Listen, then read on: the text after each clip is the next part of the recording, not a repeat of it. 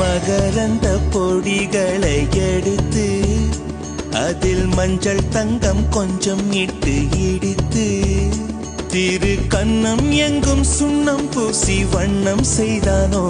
ஒரு கோடி பூக்கள் கொண்டு ஜோடி பூக்கள் செய்தானோ உன் முதடு சேர்ந்தால் பூப்படையும்